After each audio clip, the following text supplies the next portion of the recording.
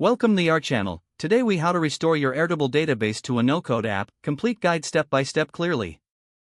Start by opening your Airtable account and navigate to the base you wish to restore.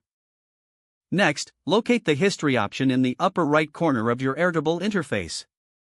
Click on History to view the list of changes made to your base over time. Look for the specific revision you want to restore. You can identify the revision by its date and the actions taken. Once you've found the desired revision, click on the three dots next to it. Select Restore this revision from the drop-down menu. Confirm that you want to restore this version when prompted. Airtable will then revert your base to the selected revision. After the restoration, review the data to ensure everything is in order. If you need to adjust any fields or records post-restoration, make those changes as needed. Now, to integrate this database into a no-code app, you can use platforms such as Zapier or Integromat. Create an account with your chosen no-code platform and log in. Start a new project and select Airtable as your data source.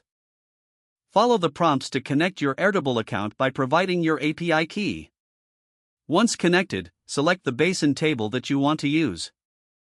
Map the Airtable fields to the necessary no-code app fields. Customize the functionalities as required for your specific application needs. Test the integration to ensure that data flows correctly from Airtable to your no-code app. If everything works smoothly, you can publish your no-code app using the platform's deployment options.